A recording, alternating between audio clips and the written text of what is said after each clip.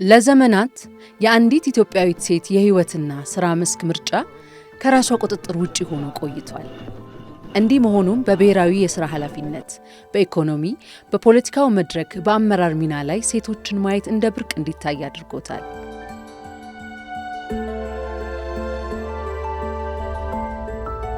በዚህ ሁሉ ተጽዕኖ ውስጥም ቢሆን ግን ጥቂት ሴቶች የማህበረሰቡን አስተሳሰብ ግድግዳ በመናድና በፖለቲካ በአመራርና በሌሎች በወንዶች ተጽዕኖ ስር በሚገኙ የሥራ ዘርፎች በመሰማራት ለእኩልነት፣ ለሰብአዊነትና ዲሞክራሲያዊ መብቶች ይከበሩ ዘንድ በጽኑ ታግለዋል። ዛሬ ላይ የምንመለከተውም ጭላንጭል የተስፋ ብርሃን የእነዚያ ለዘመናት ሲደረጉ የነበሩ ትግሎች ውጤት ነው። ይህ የተስፋ ብርሃን ካዩና የሴቶችን ድምፅ ማድመጥ ገጾቻቸውንም መመልከት ካስቻሉ ዘርፎች መካከል የሚዲያው ዘርፍ አንዱ ነው። ጊዜው በ1957 ነበር። የኢትዮጵያ ቴሌቪዥን ለመጀመሪያ ጊዜ ስርጭት ሲጀምር ቀዳማዊ ኃይለ ሥላሴ የመክፈቻ ንግግር ለማድረግ ወደ መድረክ ይጋበዙ ነበረ። ይህንን እንዲያደርግ የታቀደው በወቅቱ የጣቢያው ዳይሬክተር የነበረው ሳሙኤል ፎረንጅ ነበረ። ሳሙኤል ፎረንጅን የማስተዋወቅና የመጋበዝ ኃላፊነት ደግሞ የተሰጠው ለጋዜጠኛ እሌኒ መኩሪያ ሆነ። በዚህም መንገድ በቴሌቪዥን መስኮት ብቅ በማለት የመጀመሪያዋ ሰው እሌኒ መኩሪያ ሆነች።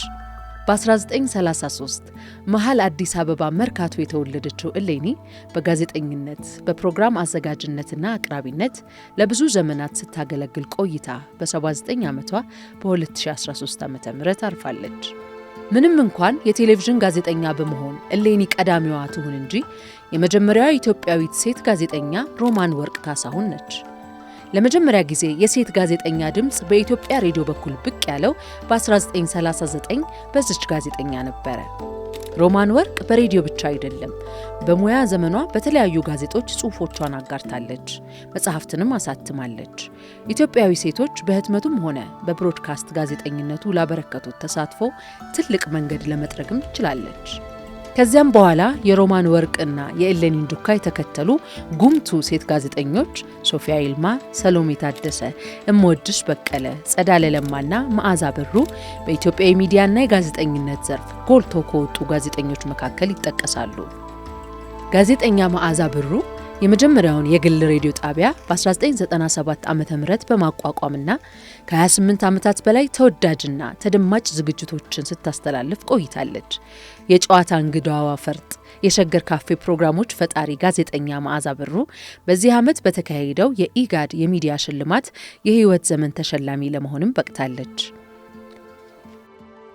የእነዚህና የሌሎች ሴቶች የሚዲያ ባለሙያዎች በተለያዩ ሚዲያዎች ብቅ በማለት የማህበረሰብ አስተሳሰብን በመቅረጽ የተሳሳቱ የማህበረሰብ አስተሳሰቦችን በመሞገት በጎ ተጽዕኖን ከመፍጠር ባለፈ ለሌሎች ሴቶች እንደ አንድ ልብን የሚያሞቅ አነቃቂ ተስፋ እየሆኑ እየመጡ ነበረ። ምንም እንኳን እነዚህ ሴቶች በሚዲያው ዘርፍ ውስጥ በመሳተፍ የራሳቸውን ጥረት ቢያደርጉም የሚዲያውን ምህዳር ለመለወጥ ቢታገሉ ማነቆ ግን እንዲህ እንደታሰበው ቀላል አልነበረም። ሴት ስራዋ ላይ ብቻ አይደለም ፎከስ የምታደርገው፣ ቤት ውስጥም ትልቅ ነገር ይጠብቃታል። እስካሁን ያልተቀረፈ ምንም ቅስቀሳ ቢደረግበት ምንም ውይይት ቢካሄድበት ስቲል ኤግዚስት የሚያደርግ የእናትነት ኃላፊነት አለበት ቤት ውስጥ። ያ ደግሞ ለትዳር አጋሯም ለልጆቿም ኃላፊነት ያለባት ስቲል እናት ናት። እኔ እስከማምነው ድረስ ወንዱም ማድረግ አለበት አያድርግ እያልኩ አይደለም፣ ግን እየተተገበረ ያለው ይሄንን አውርቼ እኔም ቤት ገብቼ ዘሴም ስቶሪ ነው የምታገኘው። በአብዛኛው ገና ነው፣ ከዛ ጫና አልተላቀቅንም። ፈንድ የሚያደርጋትም አግኝታ ስራዋንም ሰርታ የቤቷንም ስራ ሰርታ ያንን በማድረጓ በጣም ነው ክብር የምሰጣቸውና ብዙ ቻሌንጅ አለ ብዬ የማስበው እዛ ላይ ነው። ቻሌንጅ አለ። የመገናኛ ብዙሃን ላይ ስናየው ሴቶች የመረጃ ምንጭ ሆነው ብዙ ጊዜ ያናይ የኢፍትሃዊነቱና መድሎ መልኩን ቀይሮ በመዋያዊ ቀያቸው ላይ ይስተዋል ነበረ። እዚህም የሚተላለፈው ድራማ ወይ ሴቷ ስታታልል ስታጭበረብር ከማህበረሰቡ እሴት ከማህበረሰቡ ቫልዩ እና ሶሻል ኖርም ውጭ ሆና ስትሰራ ሴራ ስትሰራ ስታስገድል ስትገድል እንዲህ አይነት ነገሮች ነው የሚያሳየው። እና እነዚህ ነገሮች በጣም አድርገው ነበር የሚያበሳጨው። በጣም አበሳጨ። ሴቶች ብዙ ነገር መሸፈን ይችላሉ፣ ግን ጉልህ ሆኖ ደግሞ ያ ደግሞ አስተዋጽኦአቸው አይወጣም።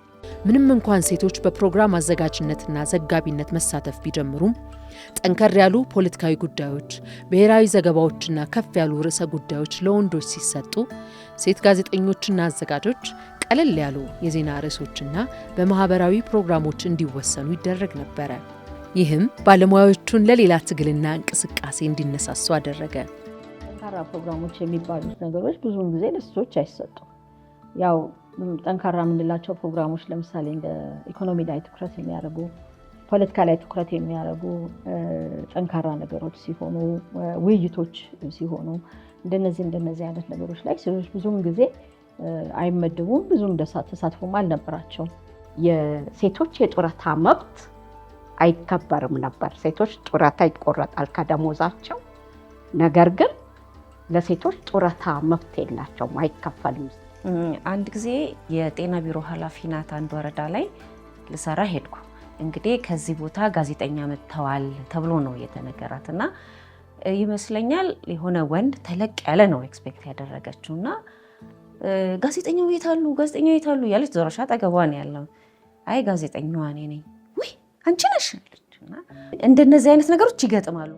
የፈተናውን ጠንካራነት የተረዱት እነዚህ በግልና በመንግስት ሚዲያ የሚሰሩ ባለሙያዎች ቅርጽ ባልተሰጠው መልኩ በ1980ዎቹ መጨረሻ እየተገናኙ የመተዋወቅ ሀሳባቸውን፣ አመለካከታቸውን መወያየት ጀመሩ። ሴት ጋዜጠኞች በየስራው በየወርክሾፑም ስንሄድ በየምናምኑም ስንሄድ መንገድም ላይ ስንገናኝ ሰላም እንኳን አንባባልም፣ እስቲ መጀመሪያ እንቀራረብ። ያቀርርብ ነው የተፈጠረው። ከዛ በኋላ በቃ እንዲህ ከተገናኘን ለምን ወደ ማህበር አናሳድገውም የሚል ነገር ነው። የውይይታቸው ትርጉም፣ የእንቅስቃሴያቸው ቅርጽ፣ ለጋራ የመቆማቸው፣ ለመስዋዕትነት የመዘጋጀታቸው ትርጓሜ በ1991 የኢትዮጵያ መገናኛ ብዙሃን ባለሙያ ሴቶች ማህበር ህጋዊ ፍቃድ አግኝቶ እንዲቋቋም አድርጎታል። ከኔ በስተቀር አብረውኝ የሚሰሩት ወንዶች ነበሩና ታየዋለህ፣ እያየህ ትመጣለህ። በሴትነት የሚመጡብን ሆኖም ደግሞ ኃላፊ ስትሆን የሚመጡብን ይሄን ነገር በደንብ ተደራጅተን ካፓሲቲያችንን ከፍ እያደረግን ስለ ራይታችንም ስለ ሙያ ብቃታችንም እንድናሻሽል እዚህ ውስጥ የግድ ጆይን ማድረግና መሳተፍ አለብኝ ብዬ ከዛ ገባው። የሴቶች ቁጥር በመገናኛ ብዙሃን ውስጥ ትንሽ ነው፣ ያሉትም አቅማቸው ውሱን ነው። ስለዚህ ቁጥራቸውን ለማብዛት የባለሙያዎቹንም አቅም በማሳደግ ብዙ ሴት ጋዜጠኞች ወደ መገናኛ ብዙሃን ሙያ እንዲመጡ ማድረግን እንደ አብይ ነገር አድርጎ ነው የተነሳው። ለሴት ጋዜጠኞች የካፓሲቲ ቢልዲንግ፣ ሁለተኛ መብታቸውን ህጉ ላይ የመጀመሪያ ጊዜ በስራ ቦታቸው ስለሚገጥማቸው ችግር ለነሱ ችግር መቆም አለብን፣ ጠበቃ እስከ መግዛት ደረጃ የሚያደርስ እንዲህ ስንመጣ የእህትማማችነት ስሜቱ እንዲዳብር እንዲያድግ ነው የምንፈልገው። እህትማማቾች ነን። ችግሮቻችንን እዚህ እያመጣን እንወያይባቸው፣ በጋራ መፍትሄ እንፈልግላቸው፣ አብረን እንደግ የሚለው መመሪያ እኔ ሁሌም የምኮራበትና ደስ የሚለኝ ነው። እኛ እንግዲህ በአብዛኛውን የሰራነው ካፓሲቲ ቢልዲንግ ላይ ነው የሰራነው፣ እዚህ በአሶሲዬሽናችን ማለት ነው። የተለያዩ ወርክሾፖች እናዘጋጃለን። ከተለያዩ ድርጅቶች ጋር ደግሞ ስልጠናን በሚመለከት ያው ካፓሲቲያቸውን የሚያሻሽሉበት እሱን ስንሰራ ቆይተናል። ፕሮግራም ኤክስቼንጅ ብለን ሁሉ ወደ ውጭ ሀገር እየላክን የሰለጠኑ ልጆች አሉ። ተመራቂዎችን፣ ጀማሪ ባለሙያዎችን እያመጣን ሙያውን እንዲለማመዱ፣ ሙያ ውስጥ ምንድን ነው ያለው ችግር፣ ሙያ ውስጥ ትምህርት ቤት ከተማሩትና ወደ ስራው ዓለም ሲመጡ ደግሞ የስራው ሂደት ምንድን ነው የሚመስለው የሚለውን እሱን እንዲረዱ የሚያደርጉ ፕሮግራሞችንም እንሰራባቸዋለን። ይሄ እንግዲህ አጠቃላይ ለሚዲያው ሴክተር እንደ ማህበር የምናበረክተው አስተዋጽኦ ነው። ይህ ማህበር ከዚህ በፊት የሴቶች መብት ላይ የተደረጉትን ትግሎች፣ እንቅስቃሴዎች ትርጉም የሰጠ አንድ እርምጃ ነበር ለማለት ያስችላል። የተቋሙ መኖር በፊት በቸልታ ያልፏቸው የነበሩ ማህበረሰባዊ አመለካከቶች፣ በስራ ቦታ ላይ የሚስተዋሉ አድሏዊ ክፍተቶችን ለመታገል፣ ጾታን በተለየ አይን ለመመልከት እንዲበቁ ከማድረጉም በላይ ሙያዊ በሆነ አቅማቸው እንዲሻሻሉና እንዲተጋገዙ ትልቅ መድረክ ነበረ። የሙያዊና እህትማማችነት መንፈስ ኢትዮጵያን ተሻግሮ አፍሪካዊ በሆነ የእህትማማችነት ስሜት በልውውጥ ፕሮግራሞች የተለያዩ አባላት ወደ አፍሪካ ሀገራት ሲሄዱ ማህበሩም የተለያዩ አፍሪካዊ ሴት የሚዲያ አባላትን በመቀበል በፖለቲካዊ ዘገባዎች፣ በሰብአዊ መብት ጥሰቶች አዘጋገብ፣ በታሪክ ነገራ በኩል ትልቅ ሙያዊ ስልጠና እንዲያገኙ አስችሏል። በዚህም ስልጠና አፍሪካዊ መልክ ያላቸውን ጾታዊ ተግዳሮቶች እንዲመለከቱ አይን ገላጭ መርሃ ግብርም ለመሆን በቅቷል። ሴቶች የጡረታ መብት ላይ የሰራሁት በጣም አነጋጋሪ ኢሹ ሆነ። ትልቅ ጉዳይ ሆነ። የሀገር ጉዳይ፣ የሀገር አጀንዳ ሆነ። ፓርላማ ገባ። ስለዚህ ህጉን አስለወጠ ማለት ነው።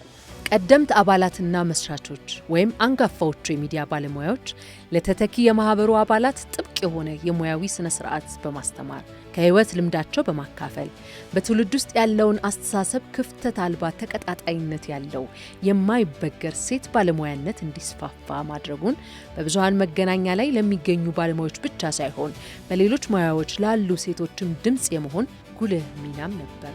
ጥቃት ላይ የተመለከቱ እንደ መመሪያዎችን በማዘጋጀት ስልጠናዎችን በማዘጋጀት ጥቃቶች ሲደርሱ እንዴት ነው መዘገብ ያለበት የሚሉትን እነሱ ሙያዊ በሆነ መንገድ ዘገባዎች እንዲካሄዱ በሙያው ውስጥ ያሉ ያዘጋገብ የሙያ ችሎታዎች ከፍ እንዲሉ የሚያደርጉ መመሪያዎችን ያዘጋጅ ነበር። ብዙዎቹ ሴቶች ወደ ትምህርት ቤት የመሄድ እድልም ወደ ሚዲያውም የመግባት እድል አግኝተዋል ኤሟ በሚያደርገው ነገር። ሁለተኛ ማስ ሚዲያውም አሁን የማስ ሚዲያውም መኖር ትምህርት ቤት በዩኒቨርሲቲም ደረጃ መከፈት መቻሉ ብዙ ሴት ጋዜጠኞች እንዲበዙ ሆኗል። በፕሮግራም አዘጋጅነት፣ በሪፖርተርነት፣ በዋና አዘጋጅነት ይብል በፊት ያልነበረው የዋና አዘጋጅነት ጉዳይ ሁሉ አሁን ኢሹ ሆኗል። እንግዲህ የኢትዮጵያ መገናኛ ብዙሃን ባለሙያ ሴቶች ማህበር ከተመሰረተ እንግዲህ 25 ዓመትም አልፎታል። ግን ይህ ሁሉ መንገድ የተመቸ አልነበረም። በመካከል ላይ የነበሩ 10 ዓመታት ፈታኝ ጊዜዎች ነበሩ። ህልውናው ሁሉ የህልውናው መሰረት ሁሉ ያነቃነቀበት ነበር። አሁን ግን እንደገና ደግሞ ምቹ ሁኔታዎች ሲፈጠሩ ወደ ማንሰራራት ደረጃ ላይ ደርሱ። በተግዳሮቶችና በፈተናዎች በተሞላው በዚህ የሥራ ዘርፍ ሴቶች በተፈጥሮ ባላቸው የቤተሰብ ሚናና በሥራ ቦታ በሚጠበቅባቸው ኃላፊነት የተወጠሩ ቢሆንም በፖለቲካው፣ በትምህርት፣ በፍትህ፣ በአመራር እችላለሁ በሚል መንፈስ በራስ መተማመናቸው ጎልብቶ እንዲሞግቱ እንዲበቁም አድርጓል። ነገር ግን በ1997 የሲቪል ማህበረሰብ ድርጅቶች አዋጅ የማህበራቱን የበጀት አቅም 90% በሀገር ውስጥ እንዲሆን ማድረጉና በዋናነት ሙያዊ እንጂ የመብት ጉዳዮች ላይ እንዳይሰሩ መከልከሉ የማህበሩን እንቅስቃሴ ገታ፣ የብዙ ውጤታማ መርሃ ግብሮችን መቋረጥ ምክንያት ሆነ። በዚህ አስቸጋሪ ጊዜ ውስጥ በማህበሩ የነበሩ የቢሮ ሰራተኞች ተቀንሰዋል፣ ብሎም ለመዘጋት ቋፍ እንዲደርስ አድርጎታል። ትልልቅ ድርጅቶች ጋር ትልልቅ ኔትወርክ ከኤምባሲዎች ጋር አሜሪካን ኤምባሲ በጣም ረድቶናል። ከዛ በኋላ እንግዲህ በጣም የተደረሰ ተብሎ እንደ ትልቅ ኦርጋናይዜሽን ይታይ በነበረበት ሰዓት ላይ የሲቪል ሶሳይቲ ህግ ወጣ። ስለዚህ የነበረን ኔትወርክ በሙሉ ከኢንተርናሽናል ድርጅቶች ጋር የነበረው በሙሉ ተበጣጠሰ። ኔትወርክ አመዘጋባችሁ የኢትዮጵያ ሴት ጋዜጠኞች ማህበር አይደለም የሚለው እና እንደ ኢትዮጵያ ከሆነ ደግሞ አደረጃጀታችሁ ሎካል ነው መሆን ያለበት። የለም እንደዚህ ነው። ሎካል ስትሆን ደግሞ ሳፖርት የሚያደርግ የለም። ሄደህ ፈንድሬዝ አድርጉልኝም ብትል ስራ ምንስራላችሁ ብትል ምትል የለም። እና በቃ ያ እኔ አይረሳኝም። በቃ ያ በጣም ጠንካራ አባላቶች ስለነበሩ በጣም ጎበዝ ልጆች ስለነበሩ እንዲሁ ተንገዛግዘን እዚህ በመድረሱ እሱ አይረሳኝም። እኔ ቻሌንጅ ብዬ በማህበራችን ላይ የምለው እሱን ነው። እሱን አለፍነው። አሁን ጥሩ ሰዓት ነው ያለነው። ቢሆንም በጥቂት የማህበሩ ቁርጠኛ አባላት በፈቃደኝነት ጭምር በማገልገል ይህንን ትልቅ ኃላፊነት በመሸከም ማህበሩ እንዳይከስም ያንን አስቸጋሪ ጊዜም እንዲሻገር የራሳቸውን ጥረት አድርገዋል። ከዛ በኋላ ቮለንተሪ ሁሉም ሰው ቦርዱ ራሱ እንደ እንትን ሁሉ አክት ማድረግ ጀመረ። ዳይሬክተር ምክንያቱም ሁሉም ነገር ውስጥ መግባት ነበር። በ2011 የኢትዮጵያ ሲቪል ማህበራት አደረጃጀት ኤጀንሲ አዋጅ መሻሻል ማህበሩ በድጋሚ እንዲያንሰራራ አዲስ ተስፋ የሚሰጥ ሆነ። በአሁኑ ወቅት ማህበሩ 400 የሚጠጉ ተመዝጋቢ አባላትና ከ200 በላይ የሚሆኑ በንቃት የሚሳተፉ አባላት እንዲሁም አንጋፋ መስራች ጋዜጠኞችን በመያዝ ለሴት የሚዲያ ባለሙያዎች እንደገና የመነቃቃት የመደጋገፍ በአዲስ ኃይል የተሻለ ድል ለመፍጠር እየሰራ ይገኛል። ከዛም በኋላም ብዙ ትግሎች ነበሩና ዛሬ እዚህ ላለበት ደረጃ እንዲበቃ የተደረገው ማለት ነው። ቢያንስ ማህበር አለን፣ ስልጠናዎች ይኖራሉ። ሴቶች እንዴት ነው የሚታዩት የሚለውን ነገር እናያለን። የማህበረሰብ ችግሮችን ለማየት ይሞክራል። ይሄ ማህበር እንዴት አድርገን እንስራ የሚለውን ነገር ላይ ይወያያል፣ መፍትሄዎች ይጠቁማል እና እኔ በጣም ያኮራኛል። ምክንያቱም መጀመሪያውን ክብሪት በመጫር በኩል የራሴ የሆነች ትንሽ አስተዋጽኦ ስለነበረችኝ በጣም ነው ደስ የሚለኝ እና ዛሬ እዚህ ላይ ቆሞ ሳየው በጣም ደስ ይለኛል። በጣም አሁን ላይ ሴቶች በተለያዩ የመገናኛ ብዙሃን በአስተዋዋቂነት፣ በፕሮግራም መሪነት፣ አዘጋጅነት እንዲሁም ከፍ ባሉ ብሔራዊና የፖለቲካ መድረኮች እንዲሁም ጉዳዮች ድምፃቸውን ሲያሰሙ መመልከት እንግዳ መሆኑ ቀርቶ በሕዝብ የሚደነቁ የሚወደዱና አርአያ መሆን የሚችሉ ሴት ባለሙያዎችን መመልከት ችለናል። ከዚህ ባለፈም የማህበራዊ ሚዲያ መስፋፋትን ተከትሎ የሴቶች የሚዲያና የአድቮኬሲ ተሳትፎ ለብዙ ሴቶች አማራጭ የሰጠና ሀሳብን በነፃነት የመግለጽ እድል የከፈተ ሆኗል። በሀገራችንም ሴቶች ኢፍትሐዊነትን ለመሟገት የመብት ጥያቄዎችን ለማንሳት ለውጥና መፍትሄ እንዲመጣ ለመገፋፋትና ለመሟገት በተለያዩ የዲጂታል መድረኮች በጉልህ ድምፃቸውን እንዲያሰሙ አንድ መንገድ ለመሆን ችሏል። ሴት መገናኛ ብዙሃን ውስጥ ስትገባ የሆነ በሴትነቷ የማትገፋበት ሴትነቷ የሚፈጥርባትን ማህበራዊ ጫናም ሊሆን ይችላል። እሱን ችሎ አቻችሎ ግን ምቹ ሆኖላት ሙያዋን በአግባቡ የምትወጣበት መድረክ ሆኖ ማየት እንሻለን። ቢሆንም አሁንም ሴቶች በሚዲያው በማህበራዊ አንቂነት፣ በአድቮኬሲና ተጽዕኖ ፈጣሪነት እንዲሁም በሌሎች ሀገራዊ የፖለቲካ የኢኮኖሚያዊና ማህበራዊ እንዲሁም የእኩልነት ጉዳዮች ላይ ድምፃቸው እንዲሰማ ሀሳብን የሚያከብር ከጾታዊ ትንኮሳና ጥቃት የጸዳ ጤናማ የሆነ የሚዲያ መድረክ ያስፈልጋል። የታለመለት እኩልነትና ፍትህ ይመጣ ዘንድ የእሷን ድምፅ የሚያከብር ማህበረሰብ መፍጠር ያስፈልጋል። በእያንዳንዱ የማህበራዊና ሀገራዊ ጉዳዮች ውሳኔዎች በሚዲያዎቻችን በመድረኮቻችንና በአድቮኬሲዎቻችን የእሷ ድምፅ ዋጋ አለው። ይህ የእሷ ድምፅ ነው።